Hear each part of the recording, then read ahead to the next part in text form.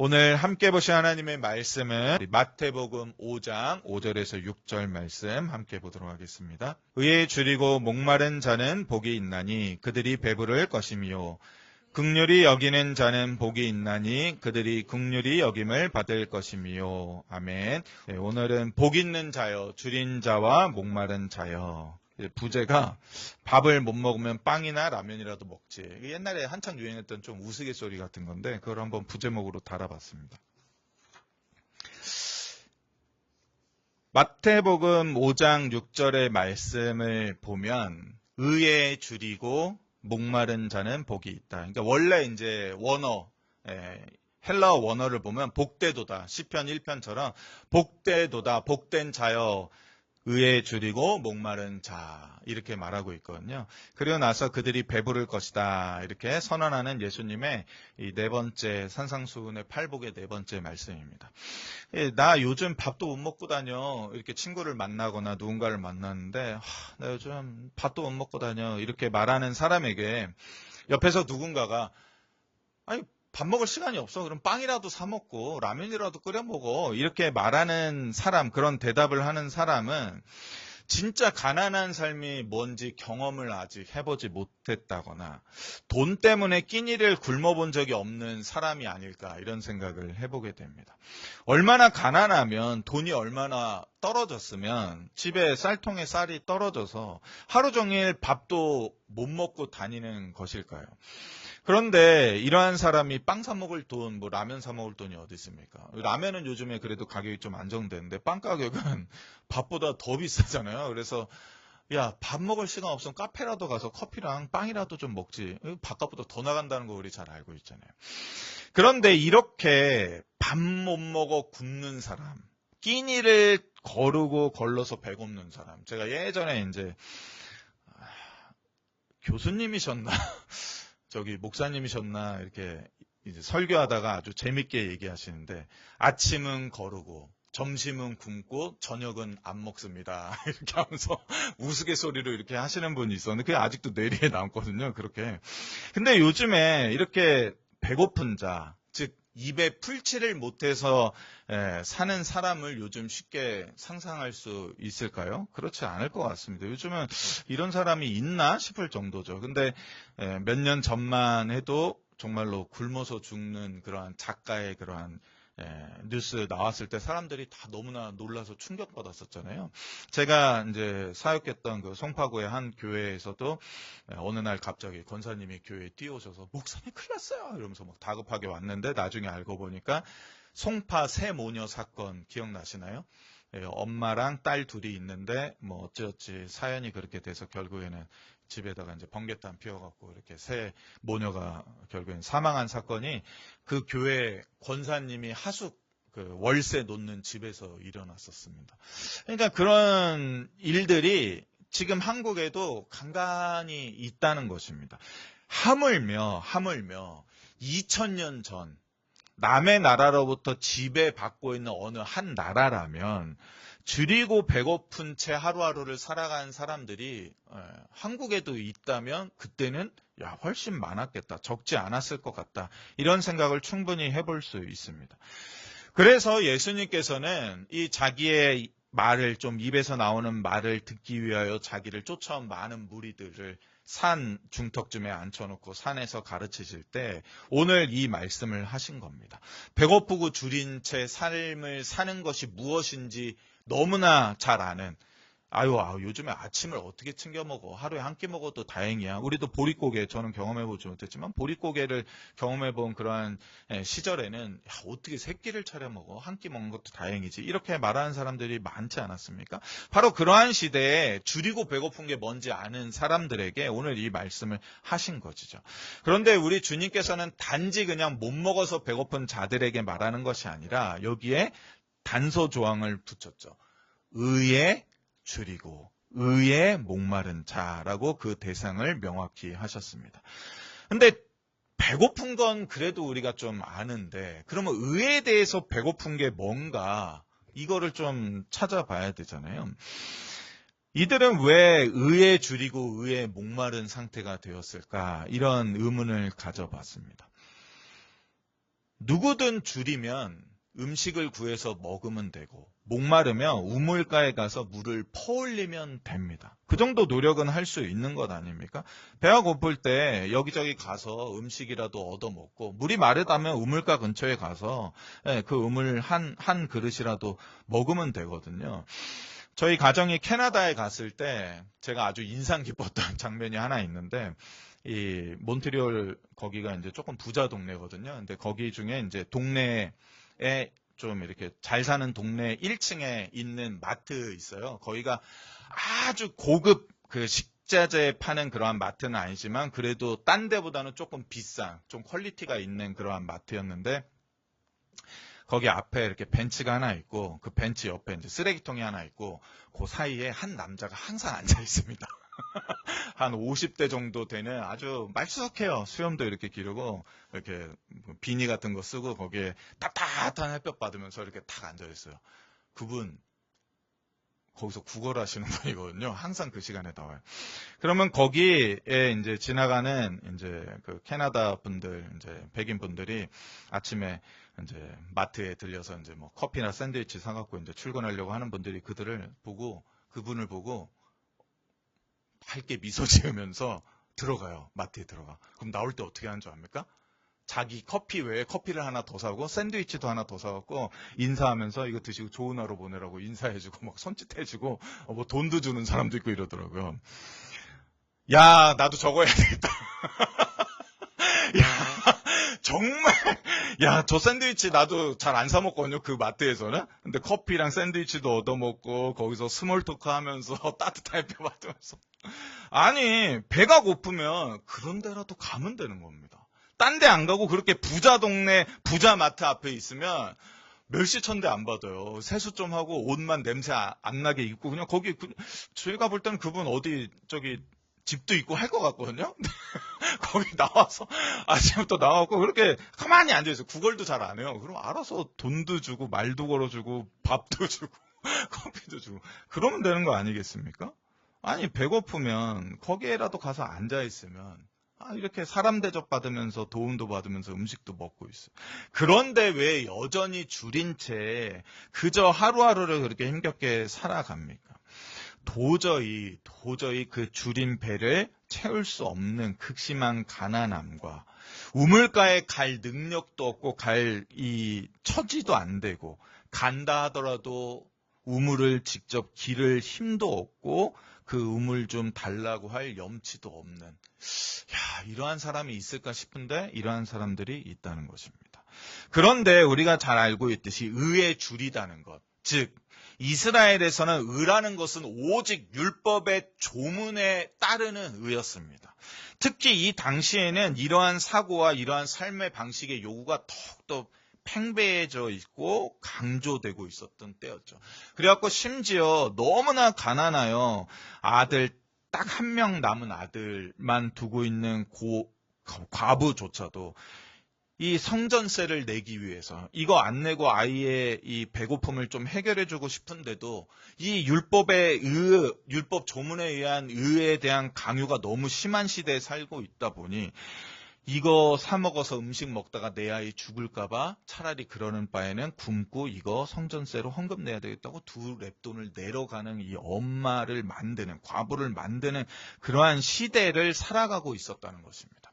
그러니 이러한 시대에 바리새파 사람들이 모세의 율법을 가지고 더더욱 그 율법의 근거에 수십 개, 수백 가지의 하지 말아야 될 것과 해야 할 것들의 조문을 쫙 가지수를 점점 세분화해서 늘려가고 있는 이 시대에 율법의 조문에 의한 의만이 의로운 거다라고 말하는 이 사회에서 도저히 율법의 의를 쫓아 살기에 버거운 사람들이 많았다는 것입니다. 때로는 형편이 너무 어려워서 집 비둘기 하나, 그거 해봤자 뭐 얼마나 하겠습니까? 그게 없다면 산비둘기, 그거보다 가치가 덜한 산비둘기, 이거 직접 잡는 거 아닙니다. 그냥 이게 다른 종류예요. 집 비둘기 말고 산비둘기도 잡아서 키워서 이제 제사 제물로 드리는 건데, 이 산비둘기 한 마리조차도 제대로 준비할 수 없어서 번제단에 한 번조차도 나가지 못하는 이들. 또 그때 당시에 성전이 예루살렘 성전 딱 하나만 있었잖아요. 그러니까 각지 각지에 흩어져 있던 사람들이 하나님 앞에 자기의 자신을 드러내고 번제 드리기 위해서는 그 예루살렘까지 가야 되는 그 순례의 길, 그 길에 오를 형편, 그런 걸 꿈꿔볼 수 없이 가난한 자, 이러한 자들이 이스라엘에 많았다는 것입니다. 드물지 않았다는 것입니다. 그리고 예수님께서는 그들의 처지를 잘 아셨다는 거죠. 그리고 그들이 다만 그러한 상태에 있지 않다는 것을 근데 예수님은 캐치해냈죠.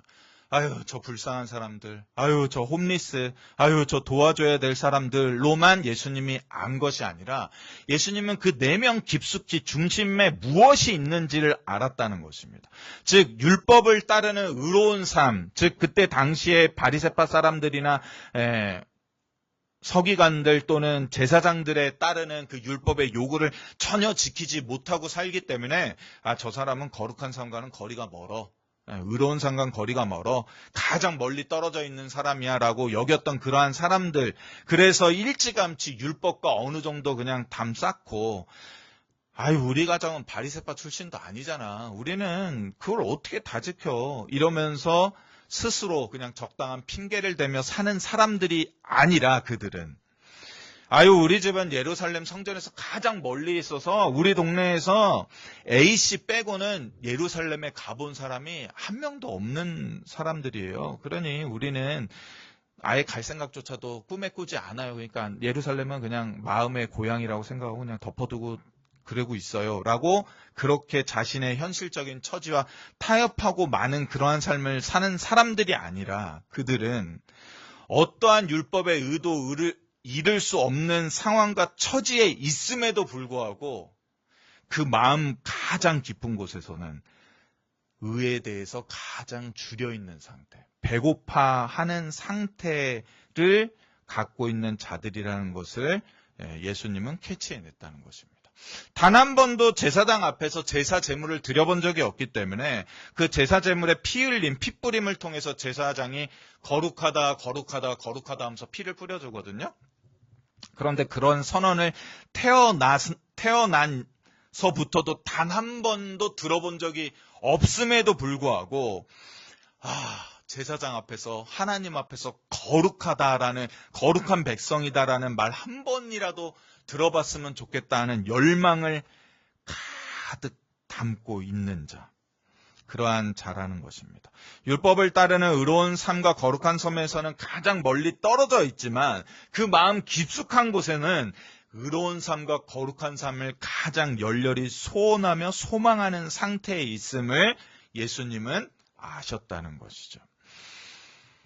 대부분의 홈리스들, 노숙하는 사람들의 대부분은 그렇게 얘기하더라고요. 처음에는 적응 못하다가 3개월 지나고 6개월 지나서 3년 차 되면 이제 다시 이전 생활로 복귀할 수 없습니다. 라고 얘기하는 게 그 홈리스들, 노숙자들의 생활이더라고요. 그렇기 때문에 그 정도 삶을 살게 되면 어차피 이제 의로울 수 없어. 그러면 어차피 율법에 매이지 않고 율법 안 지켜도 별일 없던데? 그럼 막 살지 뭐 아무렇게나 살아도 되지 않나? 이렇게 사는 것이 아니라 자신의 의롭지 못함에 대한 이 의롭지 못한 삶에 대한 하나님에 대한 끝없는 의에 대한 주림과 목마름으로 살아가며 버티는 자가 바로 그들이었다는 것입니다. 그러니까 길바닥에 앉아있는 그 사람이 그저 샌드위치나 커피만 받아 먹으면서 나는 어쩔 수 없어. 이제 내가 뭐 돈 벌 수 있는 나이도 아니고 내가 번다고 해도 지금 여기서 구걸하는 것보다 더 많이 벌 자신도 없고 그냥 나 이 상태로 살래가 아니라 어찌하든지 그 자리에 맨날 갈 수밖에 없는 처지임에도 불구하고 일자리가 생기면 나는 일해서 돈 벌어야지. 다시 재기해야지 하는 그런 번뜩이는 눈을 갖고서 나를 좀 써줄 사람 없나 하고서 매번 그 고용노동센터 이런 데를 방문하면서 삶에 대한 강렬한 의지를 불태우는 그러한 삶의 상황에 있는 의에 줄이고 목마른 자들이라고 예수님은 분명히 선포해 주시는 것이죠. 제가 근데 이 말씀에 대해서 언제 깨달았냐면 저도 사실 막 그렇게 배고픈 세대가 아니잖아요. 근데 제가 이제 2000년도에 7월에 이제 군입대를 했습니다. 사회에 있을 때는 7월이 그렇게 더운 줄 몰랐어요. 그래서 이때 가면 딱 좋은 것 같다. 그래, 열심히 땀 흘리며 훈련받고, 여름에 훈련받고, 강원도 춥다니까 겨울 되기 전에 자대 배치 받아서 이렇게 군생활 해야지 이렇게 했는데, 정말로 그 강원도의 혹독한 무더위에 땡볕 아래서 타는 듯한 목마름에 죽을 것 같던 그 느낌이 아직도 생생합니다. 하루 종일 밖에 나가 있는 게 이렇게 더운 거구나를 그때 알았어요. 근데 훈련 시간에는 이 물 마시는 시간조차도 제한을 두거든요. 이 제한을 안 두면 난리 나니까. 그러니까 뭐 1분, 막 3분 이렇게 줘요. 물통은 저기 있는데. 근데 그 물도 찬물 안 줍니다. 배탈 나기 때문에. 이 미지근한 물에 소금을 잔뜩 타서 그 물 먹어야 돼요. 안 그러면 병 나거든요. 탈수증 걸리고 일사병 걸려갖고. 자, 물 마실 시간입니다. 1분 줍니다. 막 뛰어가. 막 순서도 없어. 먼저 간 사람이 먼저 먹은 거거든요. 한 컵 딱 먹었는데 이게 소금물인 거야. 그래서 처음에는 뱉을까 하다가 너무 목마르니까 삼키게 되더라고요. 그리고 나서 그게 익숙해지니까 막 2컵, 3컵 먹고 싶은 막 그러한 지경에 막 이르는데 거기 조교가 야, 이 새끼야! 한 컵만 먹으라고! 이러더라고요. 나중에 알고 보니까 많이 먹으면 오히려 탈수가 더 일어나서 더 빨리 지쳤기 때문에 한 번에 한 컵씩만 먹어야 되는 거더라고요. 근데 그러다가 어느 날 쉬는 시간을 좀 주어졌는데 이제 훈련병인 신분에서 그 이제 부대를 이렇게 관리하는 일반 병들 따라서 작업하러 갔어요. 쫄래쫄래 이제 뒤따라간 거죠. 작업 뭐 하는지도 몰라. 그냥 훈련 안 한다니까 좋아서 따라가는데 그 이제 그 사람이 좀 계급이 있었나 봐요. 근데 저쪽에서 이제 후임이 오면서 누구님 충성하고서 그때 배맛사이다 아시죠? 지금도 나오나요? 배맛사이다를 1.5리터를 이렇게 들고 오는 거예요. 시원한 거. 들고 오더니 이것 좀 드십시오. 근데 그때 작업하러 간 우리 훈련병이 한 2-3명 있었거든요. 딱 따는데 배향기가 샥 침이 막 고이기 시작하는 거예요. 야, 저거 1.5리터 지금 인원 다 해봤자 지금 3-4명밖에 안 되니까 한 모금 주겠지. 근데 안 주더라고요. 그리고 그냥 가는 거야. 근데 제가 거기서 훈련병인데 뭐 어떻게 한 모금만 주십시오 할 수도 없고 제가 거기에 한이 맺혀갖고 내가 저거 진짜 휴가만 나가면 진짜 마트 다 털어서 내가 저거 하루 종일 사 먹는다. 그런 생각이 정말 밤새 떠나지 않았거든요. 목마름이 그렇게 사람을 강렬하게 만들더라고요. 주림 또한 뭐 마찬가지겠죠. 예수님은 이 주림에 대해서 목마름에 대해서 너무나 잘 아시는 분이었다는 것입니다. 인간의 몸으로 이 땅에 오셔서 사역하느라 하루 종일 먹지 못해서 내가 배고프다 하셨던 그 주님.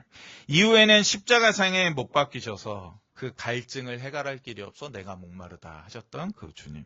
그 주님이 지금 목마름과 이 주림에 대한 것을 다 체험하셨고 이 백성들이 의에 대한 주림과 목마름이 얼마나 강렬한지 잘 아셨다는 것입니다.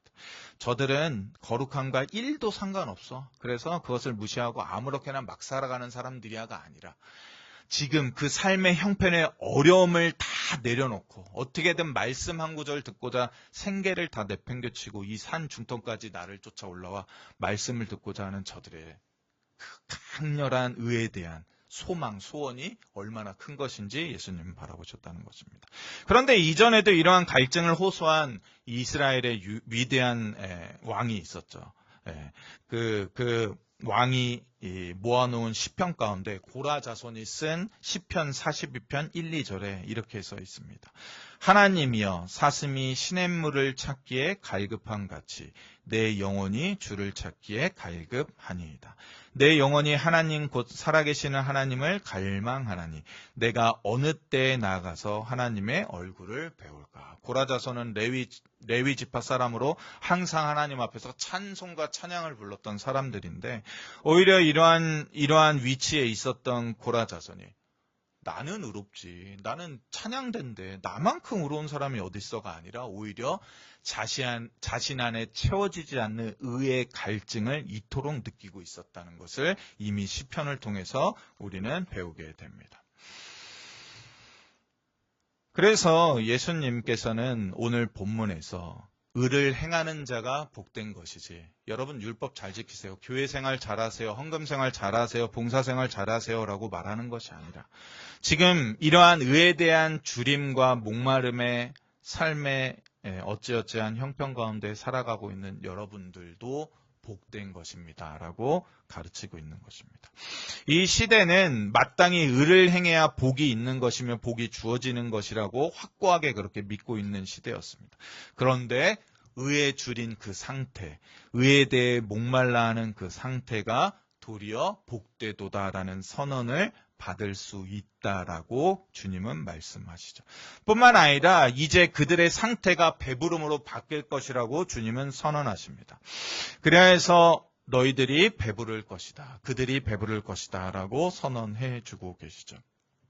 그런데 이런 말씀은 그냥 예수님의 입술에서 오늘 나온 게 아니라 이스라엘의 유명한 위대한 선지자 이사야가 이미 자신의 책에서 이렇게 선포했습니다. 우리 한번 이 시간 찾아보면 좋겠는데 이사야서 55장이거든요. 이것만 한번 좀 찾아봤으면 좋겠습니다. 이사야서 55장, 구약성경 1035면에 있습니다.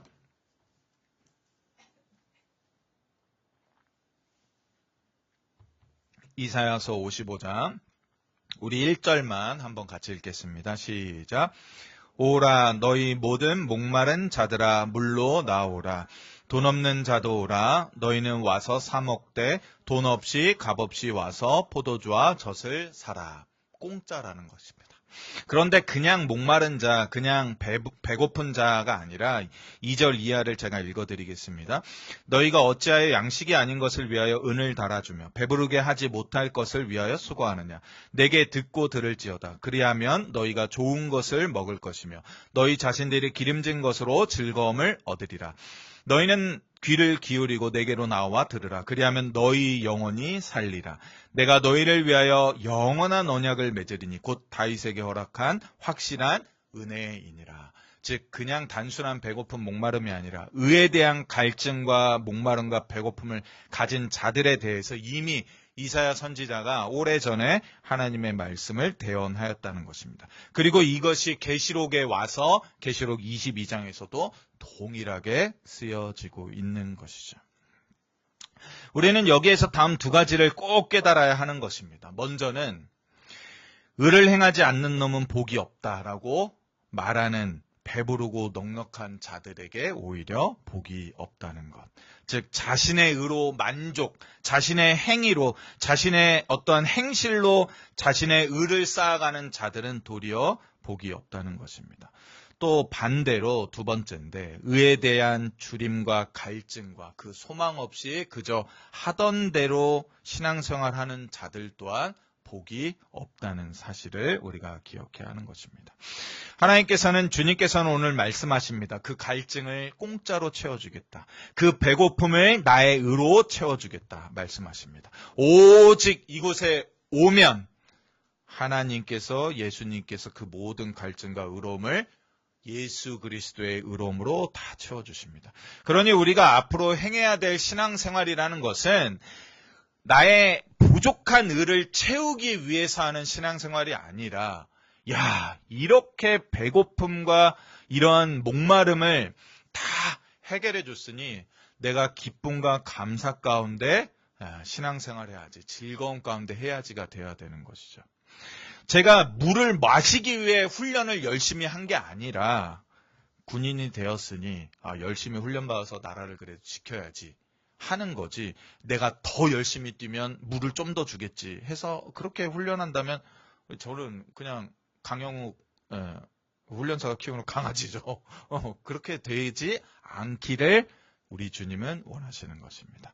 그러니 오늘부터 나의 의로움이 아니라 하나님이 주시는 의로움과 예수님의 주시는 의로움으로 가득 채워진 상태로 나를 이렇게 배부르게, 나를 이렇게 시원하게 만들어주신 그 주님을 위해서 내가 기쁨 가운데 신앙생활하고 기쁨 가운데 예배생활해야지, 이러한 삶의 방향으로 우리 모두가 바뀌어 갔으면 좋겠습니다. 그리고 또한 그러한 삶 가운데서도 우리가 때때로 의에 대한 갈망과 갈증이 일어날 때 그것이 복된 삶이구나를 깨닫고, 우리 안에 부족한 의가 보였을 때, 교회 안에 부족한 또는 무너진 의가 보였을 때 그것을 향한 아픔과 그것을 향한 소망을 가지고 하나님이 저 부분을 보수하시고 채워주시고 배부르게 하실 것을 함께 기대하는 우리 모두가 되었으면 좋겠습니다. 제가 말씀을 다시 한번 정리해 드리겠습니다. 세상은 배부름이라는 것, 또 소유를 복 자체로 여깁니다. 그러나 주님은 오히려 결핍과 빈곤이 복이 된다고 선언하십니다.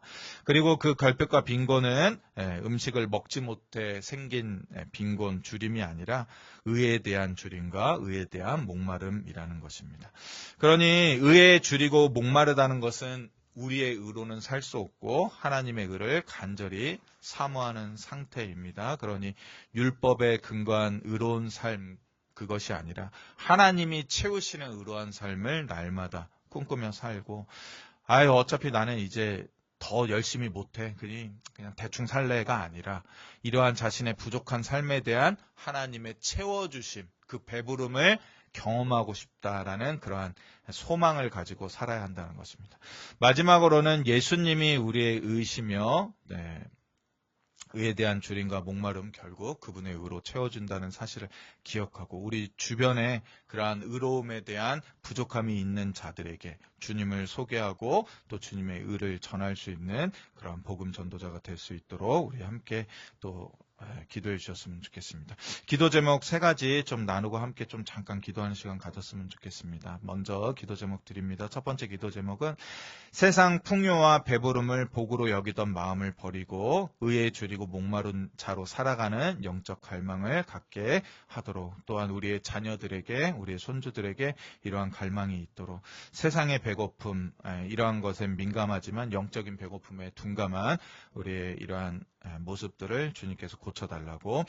두 번째 기도 제목입니다. 내 의로는 결코 살 수 없음을 깨닫고 하나님의 의를 간절히 사모하며 그리스도 안에서 참 배부름을 얻는 믿음을 우리 모두에게 허락해 주시도록 우리 자녀를 위해서도 손주들을 위해서도 기도해 주십시오.